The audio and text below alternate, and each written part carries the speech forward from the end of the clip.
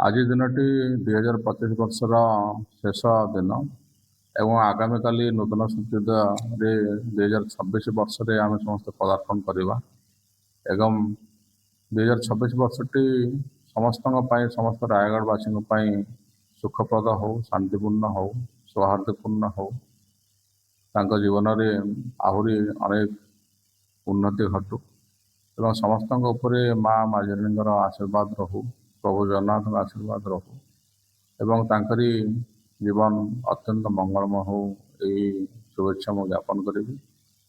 ଏବଂ ମୋ ପରିଚୟ ହେଲା ନେହା ରଞ୍ଜନ କହଁର ମୋ ନାଁ।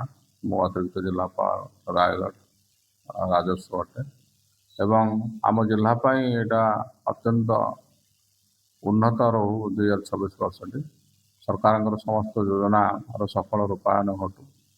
ରାଜସ୍ୱ ପ୍ରଶାସନ, ଉନ୍ନୟନ ପ୍ରଶାସନ, ପୋଲିସ ପ୍ରଶାସନ ସବୁଥିରେ ସୌହାର୍ଦ୍ଦ୍ୟପୂର୍ଣ୍ଣ ବାତାବରଣରେ ଜିଲ୍ଲାର ସାମୂହିକ ଉନ୍ନୟନ ହେବା ହେଉଛି ମୋର ଏକାନ୍ତ କାମ୍ୟ ଏବଂ ପ୍ରଭୁ ଜଗନ୍ନାଥଙ୍କ ପାଖରେ, ମା ମାଝିନୀଙ୍କ ପାଖରେ ତାହା ହିଁ ମୋର ପ୍ରାର୍ଥନା ରହିବ। ଧନ୍ୟବାଦ।